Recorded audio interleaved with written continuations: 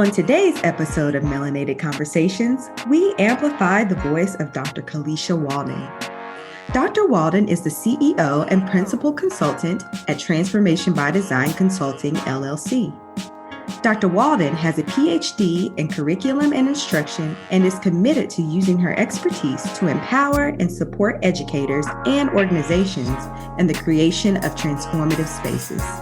Dr. Waldon also has experience in instructional design and curriculum development for schools and organizations and mentoring coaching. She builds capacity by offering professional development opportunities on topics such as fostering equity in the classroom and in your company. Listen in as Dr. Waldon shares her story of pursuing excellence in every aspect of life, as well as her knowledge of best practices in her field by fostering honest dialogue when tough decisions have to be made. Welcome to Melanated Conversations, our narrative from our perspective. Here on the podcast, we are amplifying the voices of Black women and sharing their powerful stories of transformation. I'm Tyrion. And I'm Yana. Let's start the show.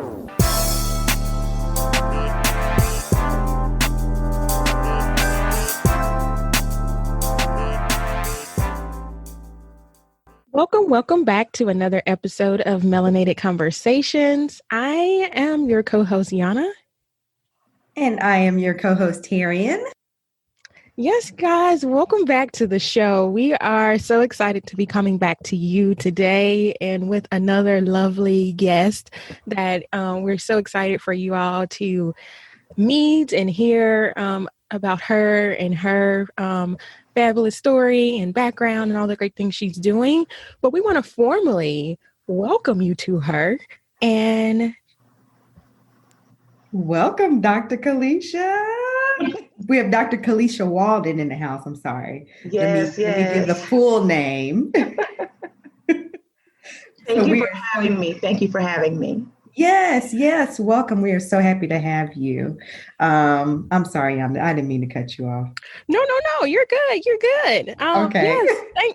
Welcome, Dr. Kalisha. Thanks for saying yes to having this conversation with us today. We're excited to chat it all up with you.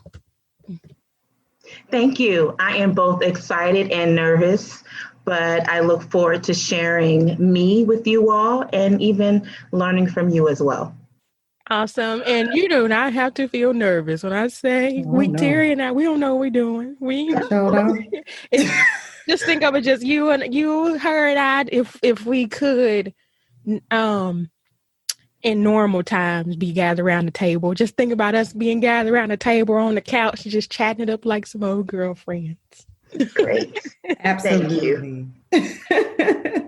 Well, like we always do in every episode, before we get into our melanated chat portion, we always like to play a little game with our guests. And so, Dr. Kalisha, are you up for the challenge? I wouldn't even call this necessarily a challenge. It's just going to be like a little, put your hair down, have a little fun, really quick. I am ready. Let's go. Okay. All right. So you're going to play this game called Don't Drop the Mic. Basically, how you play it is I will ask a question. I will give you multiple choice answers. You can pick your answer. Yana and I will also give our pick from the multiple choice, and whoever, I guess, majority wins type of thing. Or we can just kind of chat about our answers, but it's just a little fun. Okay. Are you ready? I guess. Okay. First question. What's most likely to end up burnt when a hot comb is being used on someone's head? So what part of your head would most likely be burnt? Your hair, your ears, your forehead, or your scalp? Ears. Ears. Mm-hmm. Okay. Yana, what about you? Oh, Taryn, you just brought back some trauma. Why are we have to bring that home to this conversation today? Unfortunately, because a lot of our shared experiences happen to be surrounded by, happen to involve trauma, unfortunately. Okay, so I need a little context around the question because my answer can be dependent on the context. So are you asking from the standpoint of just, the person that is, because I can't hot comb my own hair because I got, like I said, y'all, I've been traumatized, especially not in the kitchen. And for our, our non-melanated people that don't understand what kitchen is, that's the nape of your neck. Right. But, okay, so if we are talking about just someone just, normally straightening your hair. Yeah, like not you doing your hair, like someone doing, like your mom or something. My answer would probably be neck or, which I don't think neck was an option, would probably be neck or ear. Okay. But if we're talking about my mama, when she did her hair, and I moved and I got popped by that hot comb. Oh, goodness. I could have a forehead burn, an ear burn, a neck burn. Man. I hear the trauma. I hear the trauma. Same here, Dr. Kalisha. Same here. Same here. I'm going, are you finished, y'all? Or if that grease pop and sizzle with that contact of that comb, it could really be a neck, a ear, a shoulder, because your reaction, you just don't know. Yes. You know what? So as far as like the most likely place, I think, to get burned, I have to agree with both of y'all. Definitely the ear, and I'm surprised if the neck isn't on the ear as an option, but in the neck for sure. But what you just said, when that heat hit that grease, some kind of, I don't know what be going on, a little moisture still stuck in your head. I'm not sure, but it makes you want to fight somebody because it comes up on like, if you get burned on the ear or the neck, a lot of times you feel the heat, it's a potential, like it's pretty close. You feel it. But when that unexpected, like, I don't know what you call that heat pop, whatever it is. The heat from the sizzle. Yes. And fight somebody and jump out that chair. Oh my goodness. The worst. It's like a never-ending cycle too, because you sweat. And then you try to get your hair straightened, and while you're getting your hair straightened, you're sweating because you're scared and you're nervous. And woo, child. You ain't never lying. Okay. All right. So I'm going to do one more question. Is that okay? Sure. Okay. All right. So my next question. What's something that your family says, something a family member might say that's nice, but it's actually shady? Okay. So their response might be, that's cute, or, oh, that's cute, or says little in front of anything, like, oh, your little purse or something like that. Oh, bless your heart, or I'm gonna pray for you. So which one of those shady but quote unquote nice phrases is something that your family member would say, or a family member would say? Dr. Kalisha, you're up first. I would have to say that's nice. We are a very close-knit family, but we do throw shade. Okay. But it's the shade that we give in love. So, everyone gets their opportunity, but I would have to say that's nice. That's our bit of sarcasm. Okay. That's nice. That was. Yana, what about you? What are my options again? Okay. So Dr. Kalisha said that's nice, but that's nice or that's cute. Like, oh, that's cute. Like, that's cute. Little, saying something like, oh, your little friends, or oh, your little purse, or oh, you got your little shoes on. Bless your heart, or I'm gonna pray for you. And what was the context of the question again? Like, what's something your family or somebody in your family would say that's typically, if someone else hears it that wouldn't understand it as shade, they say it's nice, but is really shady. They're trying to be nice, but using shade. Oh, that's hard. And honestly, I think it might be something on there that's not on their list. But if it's not on the list, I want to hear it. But I have a habit myself. I think this might be a Southern thing. Is putting little in front of everything. Right. Mm-hmm. I see a little curl with your Goodbye.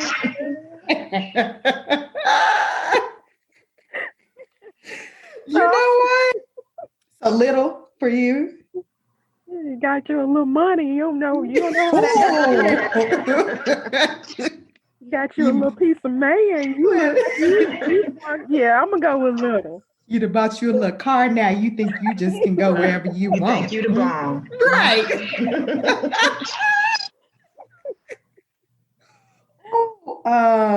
Yeah, actually that I think the little, because that's something my grandma would say. And it's funny because I use little with my girls now. And like, you know what I'm saying, your little friends. I ain't one of your little friends. Mm-hmm. You know what I mean? So yeah, probably little.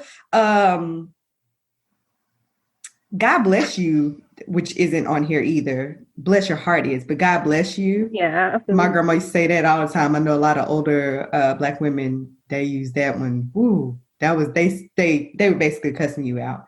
But in a really nice, holy way. I think another one that my family would say is like, really? Yeah. We do that, really? Yeah. Like, okay, really? Yeah, that is. Ooh, I feel like I say that a lot. Yeah. Really? Is that the truth? Okay. Mm-hmm. Okay. Oh, that okay hits hard. Okay. Yes. Okay. Well, okay. Well, that was fun. I said, well, okay. That was so much fun. We could play that all day long, but we want to get to know more about you, Dr. Kalisha. And so let's go ahead and go into our melanated chat portion. Yana, you want to kick us off with the first question? Yeah. So Dr. Kalisha, just tell our listeners a little bit about you. Who is Dr. Kalisha and what are your roots? All right. Well, I grew up in a Christian family, conservative Christian family. So my father is a minister, and growing up, we were very instrumental to his ministry. So I have 2 sisters and a brother.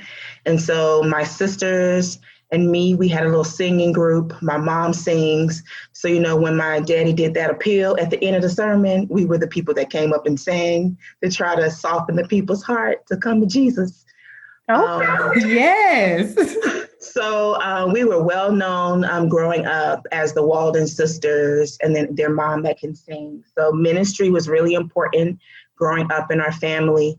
Not only were we taught biblical principles, but we were taught how to be our brothers and sisters keepers. That was really big. My family, or specifically my parents, thought it was very important for the home and the school to reflect the same values. So we went to Christian school, a Christian private school for elementary, middle, high, and even university. And they were schools where the teachers looked like us. So they were Black Christian teachers. And they were very genuinely interested in not only us as their students, but also our holistic development. So academically, spiritually, socially, and physically.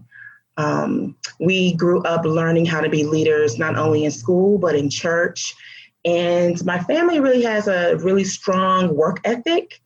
And so that has kind of trickled down to each one of us, and then how we are raising our children or our nieces and nephews.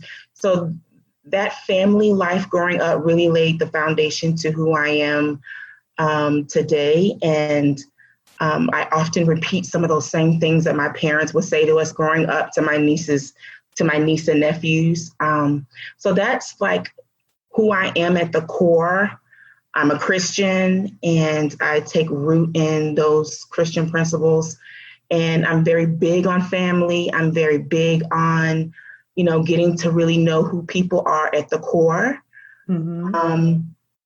And because of the sacrifices of my parents, I think my siblings and I really attribute all of our successes academically or in our careers to just the emphasis and the focus our parents had on being a Christian and being the best version of you wherever you go. You don't have the opportunity to drop the mic. People are watching, mm-hmm.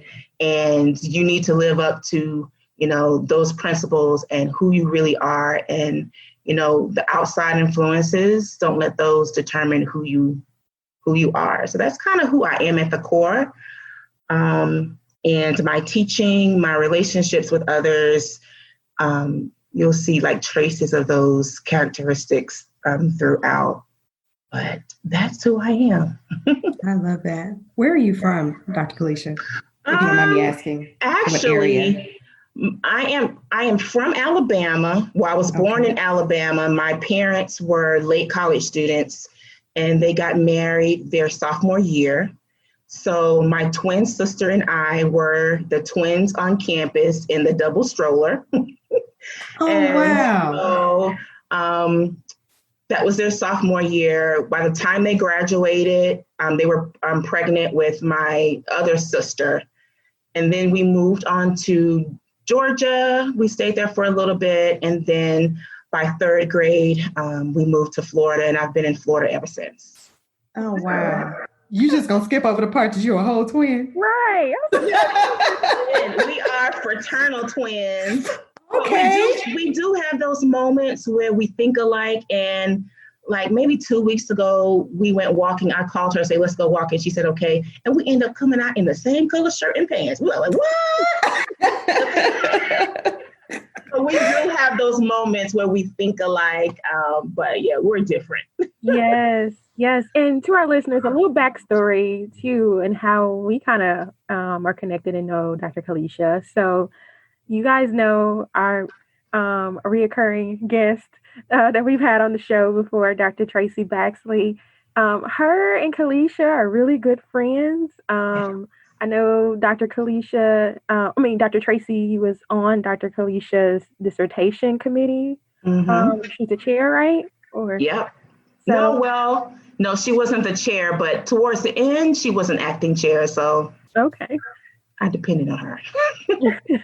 No, but yeah, but just wanted to like give you guys that context and how this chain keeps connecting. We love how, and also too, another backstory. So I know I've shared before on the show that I was part of a coaching group, mastermind group, with Elaine Fluker, who we had on the show before too. And that's how, I met Tracy, but also Dr. Kalisha joined too. So that's also how we connected in that way. So, yep. So yeah, so great things. One thing I wanted to ask you, you mentioned, based on you said, you talked about a little bit about your experience in your Christian education, and also the makeup of the educators and the values that they instilled. Do you think that experience played into your teachings today, and why you went down this path of becoming an educator, specifically in the area that we'll talk about more in a minute, that you really are passionate about? I would have to say 100% yes. I had wonderful teachers growing up. And what was so awesome about my experience was that some of those same teachers, we went to church together. So I not only knew them professionally as my teachers, but got to spend time with them outside of school as well. And I think that really made a difference.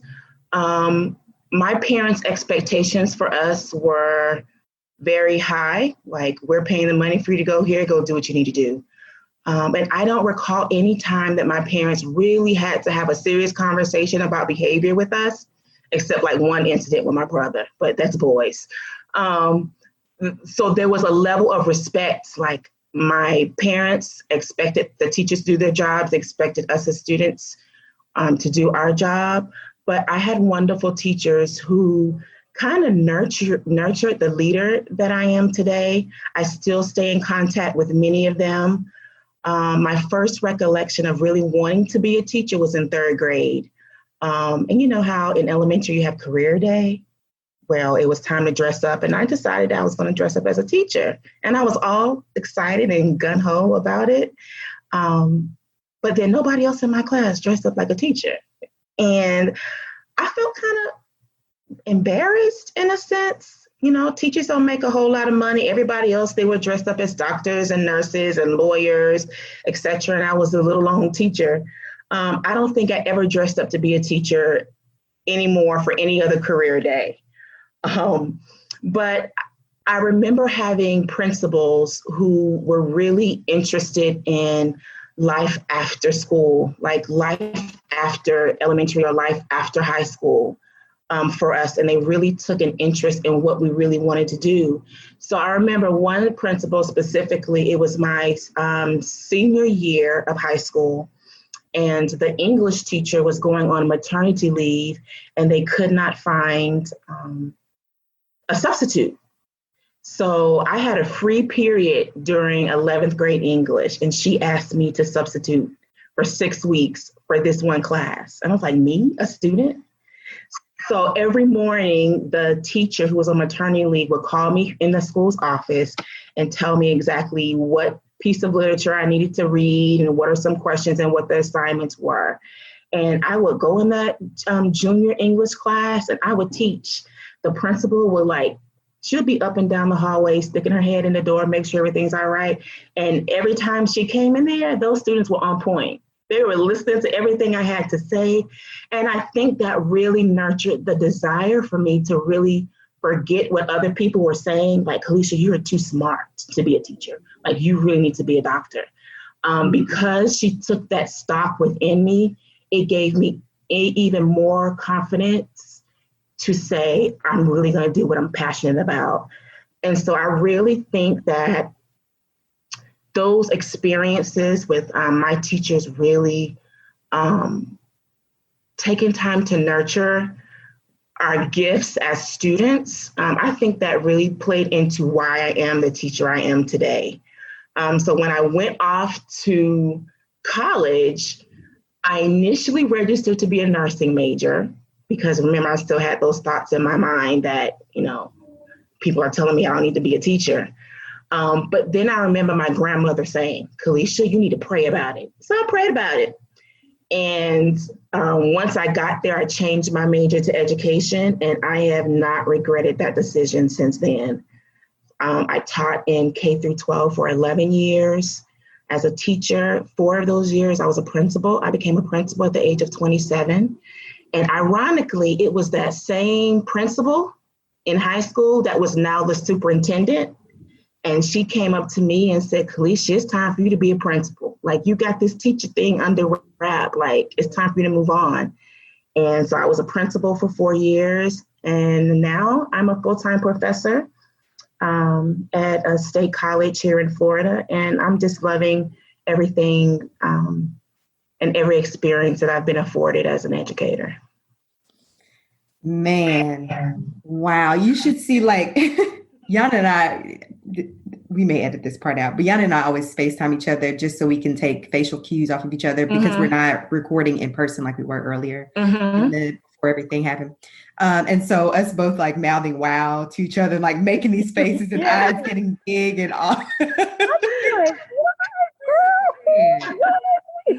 You talk about impressive. And the fact that you were substituting as a junior, that just goes to show not only your achievement levels academically, but just you as an individual, as a person, your character, and especially how other students received you. You know what I mean? You were well respected. That's really, really cool. You and I share something in common that we both grew up and went to a private school or a Christian school. School. And my teachers too, the schools that I went to up until my junior year of high school, I finally decided I wanted to try a public school out, but we're all majority African-American, the principals, teachers, everything. So that was rare. I think when you talk about private Christian schools and getting a private Christian education, a lot of times where the educators are African-American, they look like you. And so they tend to have a different impact on you. And, that's not to, downplay the majority, but that was something that definitely had a huge impact on me. And I was raised by my grandmother, just me and my grandmother. So that just having those influences around, same, and friends still with, I don't want to say, it's weird to say I'm friends with teachers now, but I am. as an adult, friends with these teachers now are still, and just really cool, wonderful experience. And I definitely think had a heavy impact on my life. I think Yana and I have talked about this too, just even kind of where we live in Texas. Sometimes I feel some type of way sometimes about my children receive a great education, but we are minorities to the extreme. We are the minorities. And so they don't get that experience a lot of time of seeing us in leadership, in those leadership roles in the classroom and in, and in education. But I just think that's really cool. I just wanted to share that piece with you, that we definitely share that in common. And also, I also used to teach special education, elementary and high school too. So, yeah. One, I think that was one of the beautiful things before integration, was that our Black students were able to see people that look like them and be empowered to know that, I don't have to remain in this situation. I have people in front of me that are teachers and lawyers and doctors. And my first experience with racism or discrimination was not until I got to work on my master's degree. But all of those things that my teachers told me, that you are somebody, that, you have to work twice as hard as the next person, those things stayed with me, so that when I did face those experiences that I knew existed but never experienced because I was in that, shelter environment of a Christian home, a Christian school, when I faced those things, I was prepared.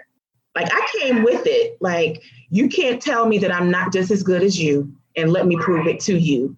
But I believe that those early experiences with those teachers that saw my potential, saw the potential of my friends and my siblings, and really poured into us, I think it really made a difference. Like, all of my siblings are professionals. Like, one of my baby sister is a funeral director, owns her own funeral home.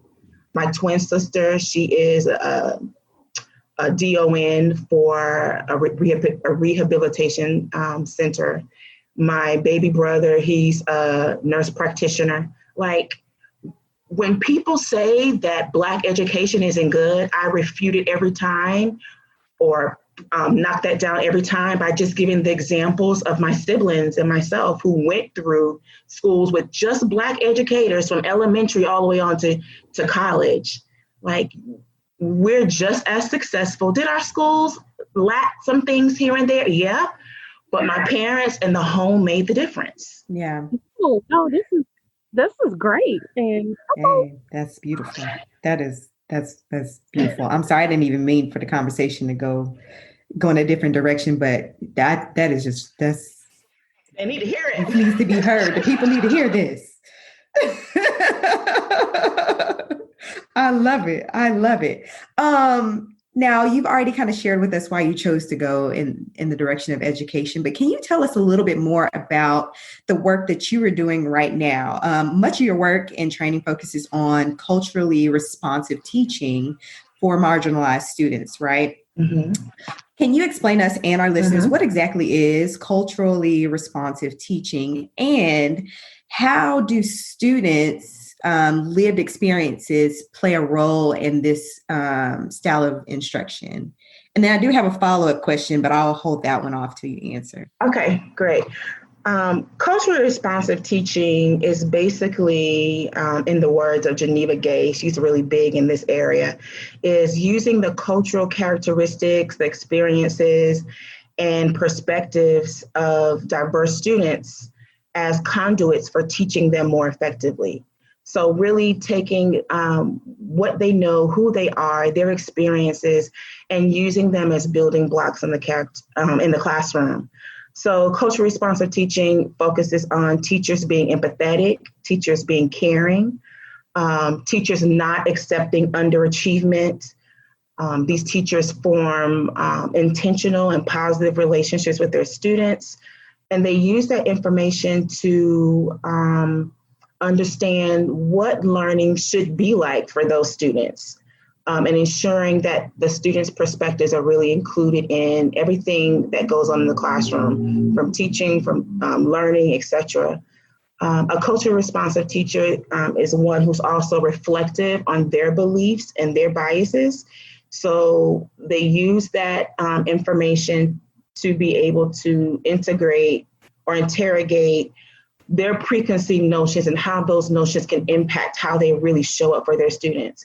So if there's any bias, then they put that bias in check and are able to come up with solutions or opportunities to really include diverse students. So for an example, I'm a college professor, as I said before, and I teach this course, Introduction to Diversity for Educators. And of course, in the town where I am, it's a predominantly, white town or city.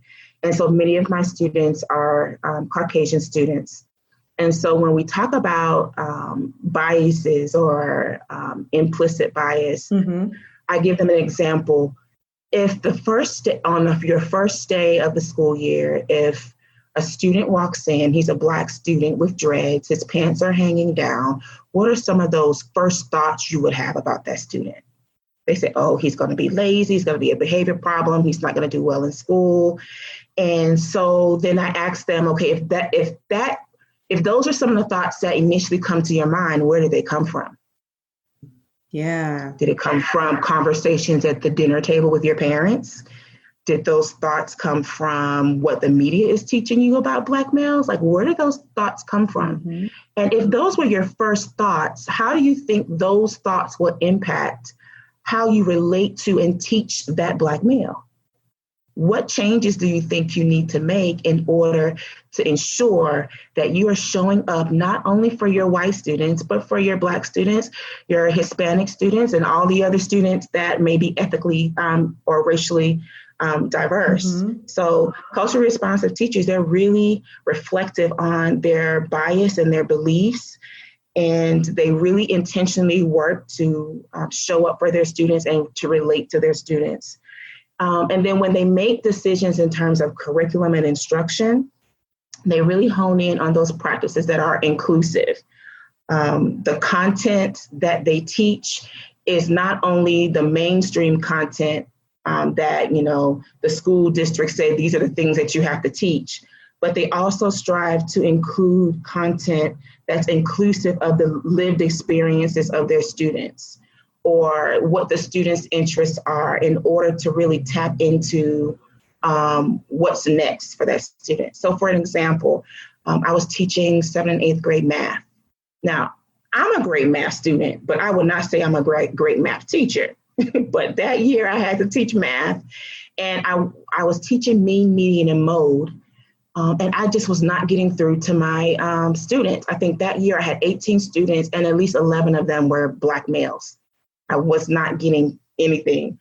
So I started thinking, like, how can I connect what I'm teaching in the classroom to their lived experience? And so I started listening to their conversations at lunchtime, and they were talking about this big football game that was coming up. Now, I hate football. Okay, not that I hate it, but I'm not a fan of football. I won't sit down and watch football just because. But that night, I watched it. And then I went and pulled the stats or the statistics from the newspaper the next morning. And I told them, okay, we need to come up with the mean, median, and mode of all these players on the team or the different teams, etc. Those boys, they got mean, median, and mode that day. Because they got it that day because I intentionally tried to connect something that I was teaching to something that they experienced outside of school. And that made a difference. That's what culturally responsive teachers do. They try to make those connections for students. And they also try to really look at multiple ways to assess students, and multiple ways or authentic ways where students can really demonstrate that they've mastered something, instead of just a traditional paper or pencil test. So they have projects, they allow them to do skits and mind graphs, and they allow students different way to use different ways to show that they've mastered content. So that's culturally responsive teaching in a nutshell. It's using what the students know, using information from their backgrounds, including showing the students a variety of perspectives on a particular topic in order to really rope them into the learning and to make learning authentic and real to them. I love that. Yes. I love that so much. What were you going to say something real quick? No, I was just over here like, oh, I love this. Yes. Oh my goodness. My follow-up question, I feel like there's so much stuff I could just say around that, but I just want to ask the follow-up question really quickly. Knowing that a lot of times educators, I mean, the majority, when I say majority, I mean white people. A lot of times educators in these public schools, a lot of times tend to be white people. When you're training teachers on culturally responsive teaching, what kind of responses do you usually get from those individuals who happen to be part of the quote unquote majority? Well, I have received mixed responses from educators who are from the majority culture. A good number of them, they embrace the work. And they really work hard to ensure that their classrooms are inclusive spaces and also places where students of color or minorities really feel safe. But then there's others on the other end of the spectrum that say this has nothing to do with what I'm supposed to do every day. I'm just in here to teach. That's it. Like I've gotten both. But ironically, I don't only get that from from educators in the majority culture. I get that from some of us too, that, really don't see the importance of doing that, or they don't see that it's the best way to really get students to where they need to be. But I mean, I just remember them. When I think about that, I think of the importance of being able to teach students how to navigate. Like when you have a student of color or a minority student, they're living in two worlds. They're living in their home culture and they're living in mainstream culture, right? And sometimes there are disconnects between the both of them. So as a Black educator, I think it's my role to teach them how to navigate the system and to teach them that you don't have to forsake your home culture to be successful.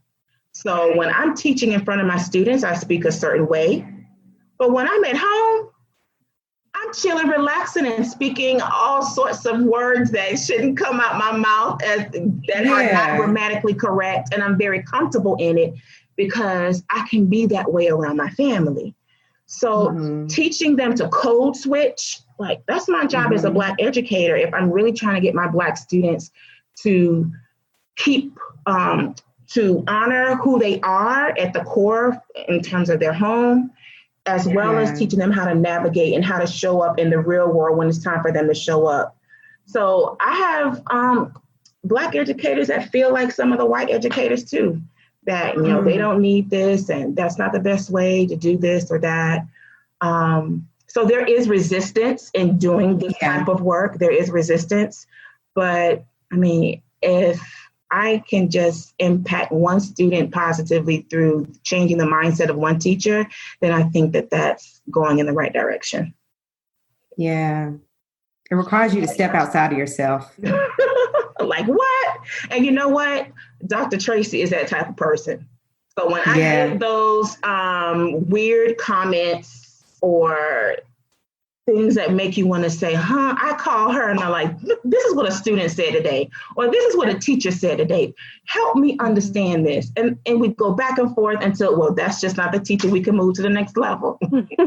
So it's good to have that accountability partner, or that person that really thinks like you and has that same philosophy, because it keeps you doing the work and not being discouraged and just bowing out because the work is hard. Yes. And that's actually a good kind of transition to my next question, which I feel actually plays into still the whole theme of culturally responsive teaching. One of the things that you are advocate for is, that you talk a lot about, is equity-minded educators, and particularly for populations with students of color. Why do you feel it's so important for educators to be equity-minded, specifically for students who are minorities? Great question. So in order to really explain equity, you have to kind of go back to like what equality is. So these two terms are not equal. Equality is really interested in giving everyone the same access to the same opportunities. It strives to work along the lines of fairness for all. However, when we think of our students and their specific and their unique needs, especially those who are marginalized, equality is not enough. Equity is really about giving the students what they need and providing access and opportunities based on the needs of those students. So the students don't get the same thing, but they get exactly what they need. So it's important that when we're supporting our Black students, our students of color, who have different experiences from some of our students that are come from more affluent backgrounds, it's important that we give them the specific strategies on how to be successful, specific ways on how to engage, and offer them specific opportunities. Gloria Latson-Billings talks about this achievement gap and how if we really focus on the opportunity gap, the achievement gap between our white students and our minority students will close. And so a part of culturally responsive teaching is filling that opportunity gap. Like, what opportunities do our Black students not have access to, that if we gave them access to it, they would be just as successful as other students? They don't have access to being able to go on all these trips around the world in the summers, like our more affluent students. So what opportunities can we give them to ensure that they can have similar experiences and gain that same type of knowledge that others will be able to do? And I have to tell you, my Black Christian school, while it was small, they made sure that we went to places like DC and Virginia and the Grand Canyon. Like, taking us out of the state of Florida was a big thing. And many of our Black and minority students don't even travel 1 hour beyond their homes. So it's important that we expose our students to those opportunities. And that's what that equity focus is all about, to ensure that the school that's 10 miles over, they're getting the opportunities that they need to be just as successful as those other students. So an educator that's equity focused is really thinking about the specific needs of students and the opportunities that they need in order to close that achievement gap. Yeah. Important. I think you answered it. I think you definitely answered the question. I feel like you answered part of the question. The next question I was going to ask was just how can educators go about seeking support in implementing equity-minded work? And then also, how important is it for parents or guardians, because we know parents may not always be in the picture, to be involved in this process, if at all? So let me go back to come forward. Sure. I think that equity-focused or equity-minded educators really go against the norm, because it has really been failure has been normalized for students of color. So when many of our students are viewed from a deficit perspective, they're basically not giving an opportunity to even go beyond what people think of them. So equity-focused educators really look at the asset that students have, their strengths, not only the students' strengths, but the strengths of their families and what those families can contribute to the learning situation. So for educators who are seeking support to do this work, I think number one, they have to invest in their professional growth. No one is responsible for that but the educator. Secondly, I think they need to really seek out some professional organizations to join that really have that has that equity focus, like the National Association for Multicultural Educators. Because this work can be hard and feel lonely sometimes, they need to seek out coworkers that are like-minded so that each of them can support each other doing the work, and read about what other teachers are doing. along those lines. So one good periodical is Rethinking Schools, and they're actually articles about real teachers who are equity focused, what they're doing in their classrooms, how the strategies and the routines that they're doing in their classrooms, how it's positively impacting students. And then there's so many other organizations and listservs that people can join. But I think that for a teacher to really do this, they have to invest in it themselves and not wait on their individual schools or districts to provide them with this type of professional development. They have to really seek that out for themselves. And I think for parents, they have to see the importance of, and parents and guardians, they have to see the importance of partnering with their child's teacher. They have to see the role that they play. I believe that parents and educators, or parents, guardians in schools, that we all want the same thing. But in order for parents and guardians to really help with this equity based learning or education, they should see themselves as a partner, and they should know that it's not all on the teachers, that when they drop their child off, that's it. They don't have to do anything else. They have to see that they play a critical role in this, and a critical role in making sure that their own child receives what they need. I think that they can identify ways to be involved, to share their expertise. So an example of this would be, I remember teaching 3rd and 4th grade, and new to my classroom was a Haitian student. And so we typically have a multicultural fair in the school. And, some of the students had a negative perception of Haiti based on, what's shown in the news about Haiti. So I decided that our classroom was going to represent Haiti that year. And so the Haitian parent, she really got involved. She taught us a Haitian dance. She brought us samples of Haitian food. We talked about the Haitian flag. She brought in Haitian artifacts. Like, that was her area of expertise.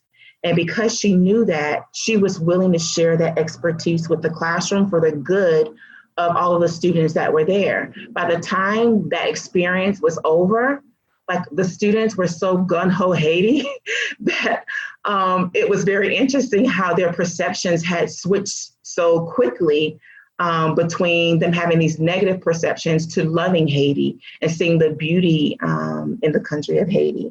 So I think that parents and guardians who partner with their schools and partner with their teachers, they can really find ways to share their expertise. And I think parents also need to be willing to reinforce what their child is learning in school, in the home. Even if they don't 100% understand what's going on, like the math today is totally different from the math of yesteryears. And I get that. Say that again. But Or language. Yeah, a different language altogether. But there are apps that parents can use to kind of help their child, and being able to know that is important. Keeping those lines of communication open, and then also sharing with your child's teacher what you know about your child, those assets that you think will be beneficial to the classroom and beneficial to the teacher really trying to support your child. I think that those are things that parents or guardians can do in this equity work. Their partnerships with the schools and the teachers. Yes, yes, yes to all of this. To all of this. Sidebar, I just want to say, sac passe to all of my Haitian friends, my peeps. I've been to Haiti a couple of times. We've had a couple of guests who have Haitian background or who are from Haiti. Man, yeah, we love y'all. Sac passe. Nabule, I'll finish it for the people who want to finish it on the other end.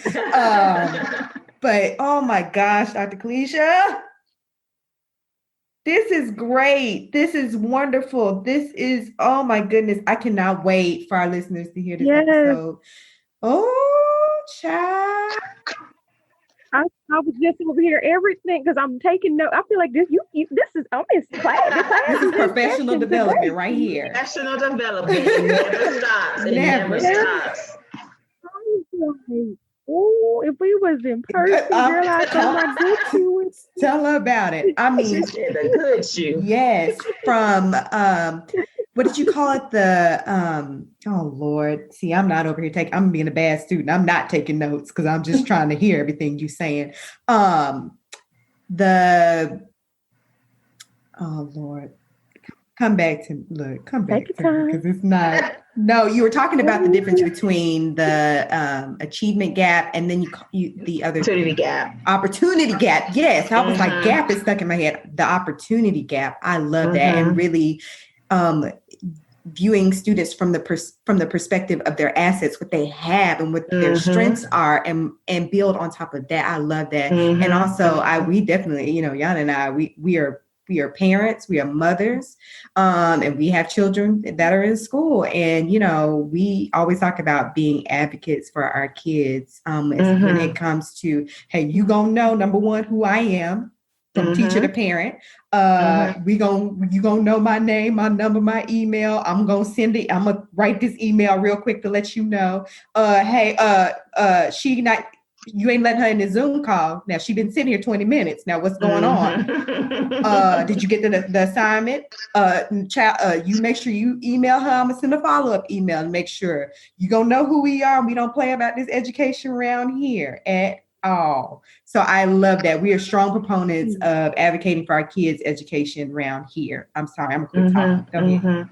But you know what? Another thing with parents, sometimes educators also view parents from a deficit perspective. So if the parent doesn't show up at the PTA meeting or the parent conference, they say they don't care about their child. In actuality, I couldn't come because I was going to the third job so that I can keep a roof over my child. Absolutely. So one thing I did as a principal, because I believe in parental involvement 100%. And I believe that sometimes we have to go or meet our parents halfway, at least. So if there was a parent, my policy was a parent could not get their child's report card unless they had a meeting with the teacher. So report cards weren't just being posted anywhere. You had to come in and see the teacher to get that report card. Of course, we had like a good percent that did not. However, they didn't get it. And I made phone calls. My administrative assistant made phone calls until we had 100% parent involvement when it came to coming to parent-teacher conferences. And if a parent, couldn't come through during the normal hours from 8 to 3, then what time can you come? Can I meet you at Starbucks? Because your child's success is just that important for me. I, as the principal, met with parents when teachers couldn't, because it was really big for me to make sure that we included parents, especially if they wanted to, but their schedules prevented them from doing it. So sometimes we have to, as educators, we have to throw away that deficit mindset when it comes to thinking about our parents, because sometimes that's the roadblock and the reason why parents don't feel comfortable being engaged or involved in schools. So I just wanted to put that plug in there too. Yeah, absolutely. Absolutely. Yes. Well, Dr. Kalisha, man, like Terry mentioned, this has just been such a wealth of knowledge, even for both Terry and I's perspective. Well, Terry has a background in education, and although my background is in HR, I feel like I was educating somewhere. I was just educating adult people. But before we, get into the great work that you're doing with your consulting firm, Transformation by Design, I do want to point out that to our listeners that you actually co-authored a textbook around this very same topic around equity. Is it pedagogy? Equity pedagogy. Yes, pedagogy. Okay, you said it right. Which is teaching diverse student populations. Can you share a little bit about what's in the textbook, a little bit about it, and kind of what was what kind of went into the process of creating this book? Sure. So I co-edited this book with my friend and colleague, Dr. Tracy Baxley. And we were both teaching the course Introduction to Diversity for Educators.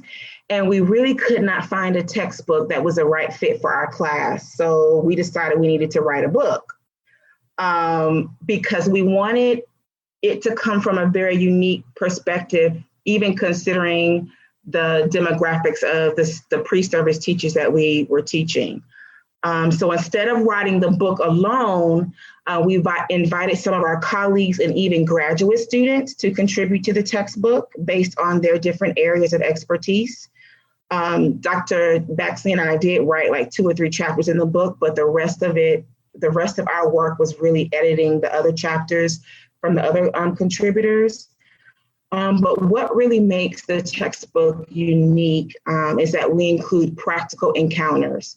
So we give different scenarios or case studies throughout the book. What would you do if you were faced with this thing as a teacher or this scenario as a teacher? Before they even read the chapter or even after, so that they can apply some of the knowledge that they've learned. We also included some of the seminal articles that were really relevant to our course, like Unpacking the Invisible Knapsack, where Peggy McIntosh talks about white privilege as a white woman and the privileges that she didn't know she had until she stopped and reflected. So that's a really big seminal piece in our courses. And then other articles on white privilege, racial privilege, Christian privilege, etc. And then we have voices in the field. So we have actual teachers that are giving their experiences with diversity in the classroom as a part of, or in addition to, the content of the chapters.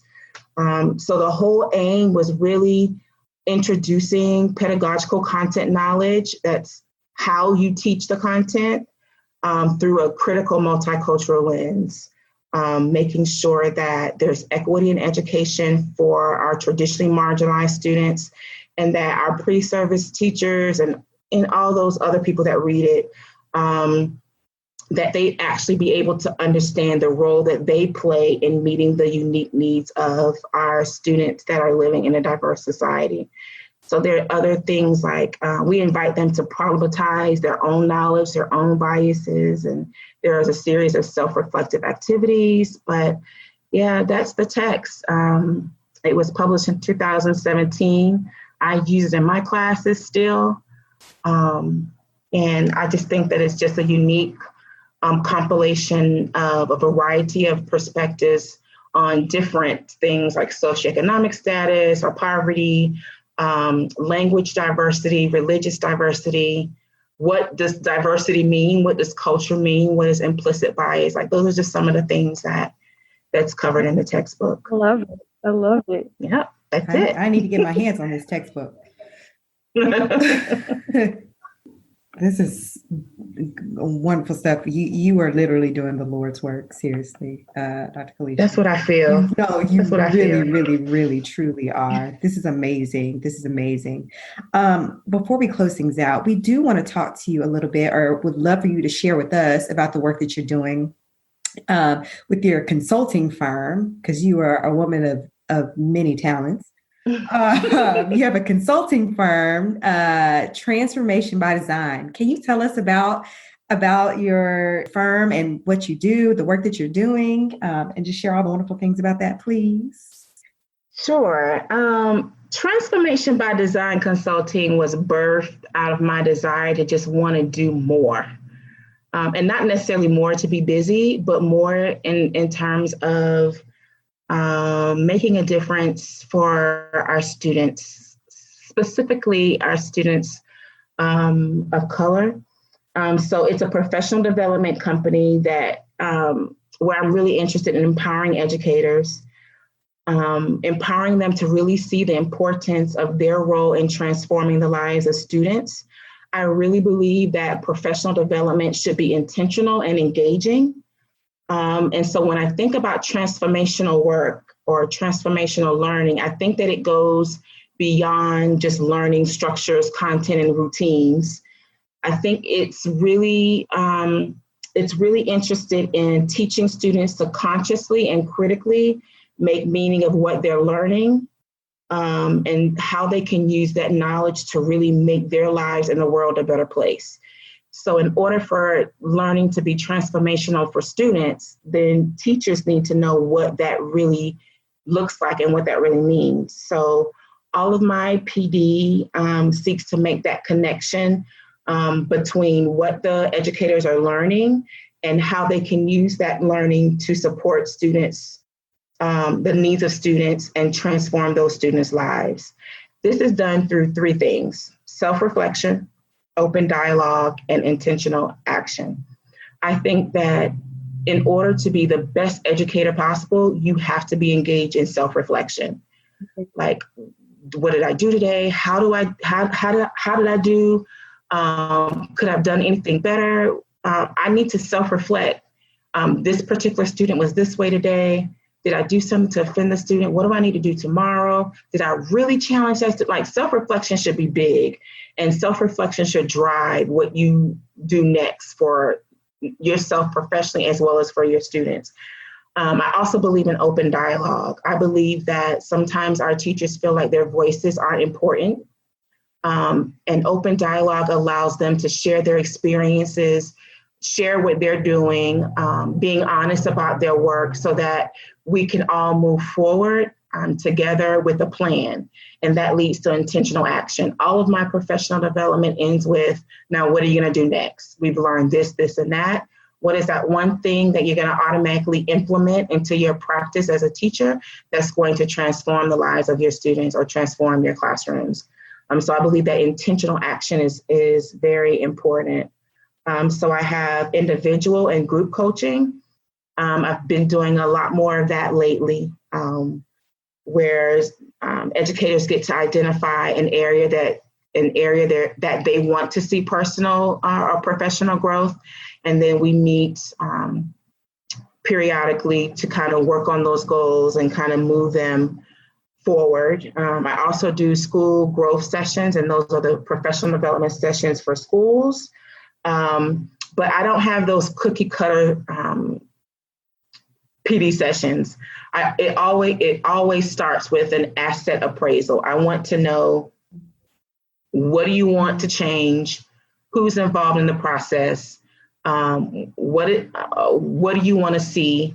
I want to hear it from the voices of those that I'm giving the training to, so that each of the sessions are tailored to meet the specific needs of that particular school.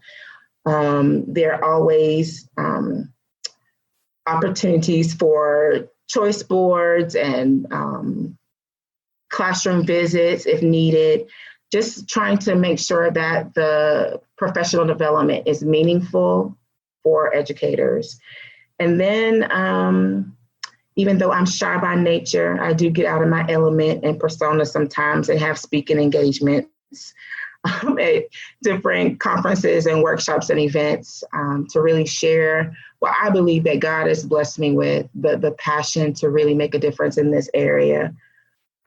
So transformation by design consulting, I live and breathe that these days because I really want to make sure that what God has called me to do, that I'm really doing it, and that my consulting firm gives me that space to be able to do it. So whereas before I'll just get calls about, can you help me with this or that or that? This firm now formalizes all of that I was doing before into, a company that can really serve the needs of people. And I really see Jesus as being the master teacher. So the way that he taught and how he dealt with people, even people that didn't like him, he was very responsive to their needs. So I see myself as one that's sitting at the feet of that master teacher and wanting to implement or emulate is the word, emulate what he did and does in my business. And that's why I say this is an opportunity for me to do what God has called me to do. That's transformation by design. I love it. You are living out the gospel, truly are living out the gospel. I love it. And you're vocal about it on top of that. I love, I don't know how many times I probably said love. We have to do a love count. I was about to give an A and B selection. Whoa. Oh, they are open. Come, we have to, yes, right hand of fellowship, something I don't know. Mm-hmm. But that, oh my goodness, I lost my train of thought because there was something I was going to say and I done forgot. I keep forgetting. Well, while you gather your thought, I just want to say, man, this is sure. Even in knowing you, Dr. Kalisha, there's a lot of things. I've still learned so much from this conversation about you. As it relates to transformation by design, I don't know if you said this already. If you did, I apologize if I missed it. This does extend the reach of the classroom. Like you provide these teachings to organizations that are not directly, just education focused.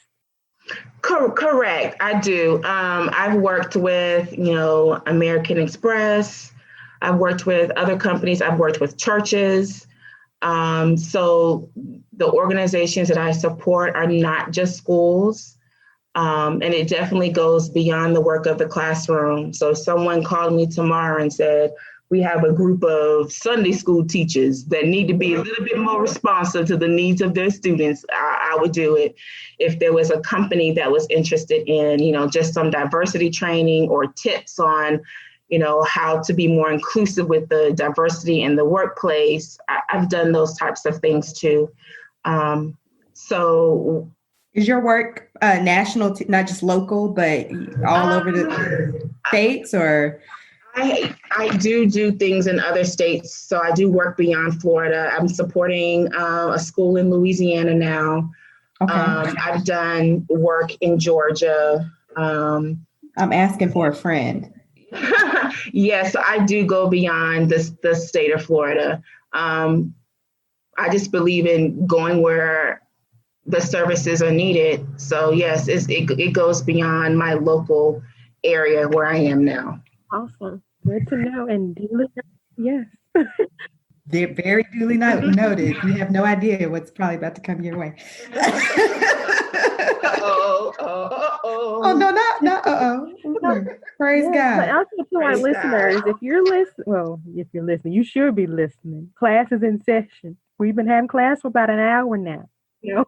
But no, if you resonate with a lot with the work that Dr. Kalisha is doing and want to get connected, whether if you are an educator or, because I was thinking, this is why I asked you this, Dr. Kalisha, because, like I said, I come from an HR background. A lot of these same teachings and philosophies will apply greatly in the corporate space too. So yes, y'all know this is, and this is the time too that, we see that people want to get on board with, with the times, with, with diversity and inclusion and belonging and things of that nature. So there are resources out there.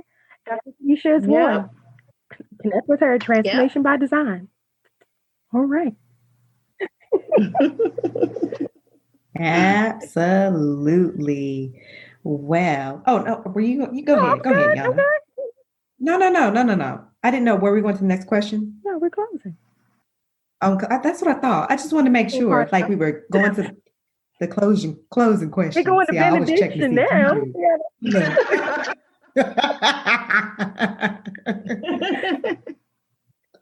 All righty. Well, man, Dr. Kalisha, we are just so grateful for having this opportunity to speak with you today. This has been such a wonderful gift. And this has been so great. But before we close officially, we always like to ask our guests a couple of closing questions. And so for you, I'd like to ask you, what is your power word for 2020? Now, it could be a word, it could be a couple of words, it could be a phrase. It doesn't have to be a word, but just something that is that kind of has resonated with you this year, or you had this word from the beginning of the year. What is your word? I wouldn't say that I've had this word from the beginning of the year, but it came along the way. I want to say that my word is intentional. Yeah. And it goes beyond just being intentional in terms of what I do, but be intentional in my relationships, be intentional in how I show up for my students, be intentional about the connections that I make, be intentional and make those intentional acts of intention real and meaningful. So intentional is my word, my power word. I love that. I think you definitely right now, you can't fake the funk probably like you could before. So you literally do have to be so much more intentional, or you really have to truly be intentional because of how things are right now. I love that. Yeah, and you know what? And even thinking it on a more personal, spiritual level, I have to really be intentional about being a Christian. Because with the way of the world right now and the things that people say and do, you kind of want to take off that cloak and take off that jacket and say, okay, now here's the real me. But I have to be intentional because I really believe that by the way I treat you and engage with you, you should know who I serve. Yeah. You should know who I am at the core. And so I really these days have to turn off that TV some days because you know, the human side wants to dwell on the things that's wrong and really, you know, get out of character. But I have to be intentional about who I am at the core and all of the people and opportunities. Just got to be intentional about those things. Yes, absolutely. You're so true about that. And like you said, we wanted to take that cloak up. I had to send mine to the dry cleaners because I was going to get it off of me. Get it. Get that out that dry clean and put it back on. Oh, okay. So any new works or projects for the remaining of 2020? We're in Q4 now. Hopefully things will, you know, or we end on a better note than how we started this year. But do you have anything in the works for the remainder of the year or the start of the new year? Well, I'm really being intentional about the individual educator coaching sessions because I'm finding that more educators are needing support right now. So I've really been doing quite a few coaching sessions on remote teaching strategies, student engagement, how to be culturally responsive in a virtual classroom. So I'm really supporting most educators that come my way in those things right now. However, I am working on a pilot right now of an academic support program for students. And I'm going to run that pilot for a few months to really see if that's the direction I want to really go in. And from that pilot, I'm going to determine if I'm going to do it on a larger scale. Really thinking about culturally responsive academic support for students, especially those who have been impacted by the COVID-19 learning loss and the summer learning loss, and they really have to play catch up. Really looking at specific support for those types of students to really close that achievement gap through intentional strategies. So that's my new project right now. It's a pilot, and we'll see what the next steps are. There is for that in January. Oh man, looking forward to that. Yeah, that's once again, you just keep doing the Lord's work and you just keep doing more and more of it. And this is great. This is so wonderful. Lastly, I'd like to ask you, how can our listeners connect with you?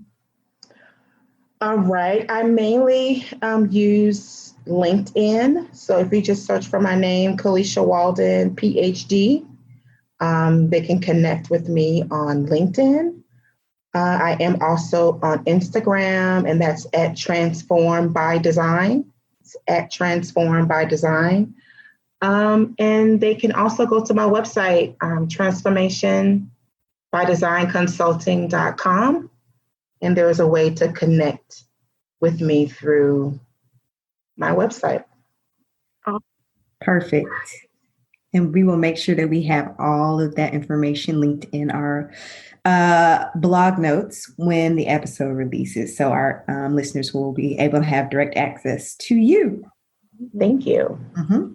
Well, again, Dr. Kalisha, thank you so much for taking this time out of your day to share with us in this way and really educate us on a lot of different things and a lot of great work that you're doing and continue to do. So thank you for that.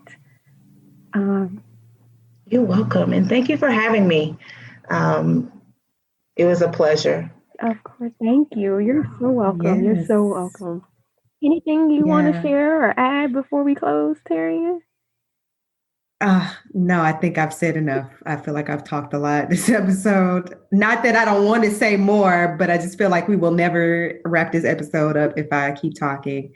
Just thank you so much, Dr. Kalisha. It's been a pleasure and an honor to meet you. And I cannot wait to, personally, I think there's some people I would love to get you connected with. And awesome. Yeah. Just, I want this to catch on fire, like set ablaze and like catch on fire and spread like a wildfire throughout the education system, because it is needed so bad. And, you see a need, you feel a need, and you stepped up to the plate and you're using your gifts for good. And I love it. I just think it's great.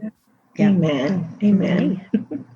All right, y'all. Well, we're going to head out. But as always, thank you so much for continuously supporting us and also in our mission of amplifying the beautiful Black voices that share in this space. It's always our aim to share our stories of transformation, share our lessons, and celebrate our successes. And of course, we definitely have done that today. So catch all our episodes, send this one to a friend. And just keep the conversation going. But, until next time we connect with y'all again.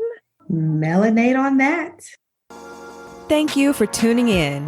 Hope you enjoyed our chat today. Keep the conversation going by heading to iTunes to subscribe, rate, and leaving us a review. Have a story of your own to share? Email us at info@melanatedconversations.com or connect with us on social media at Melanated Conversations. Till next time, keep raising your voice.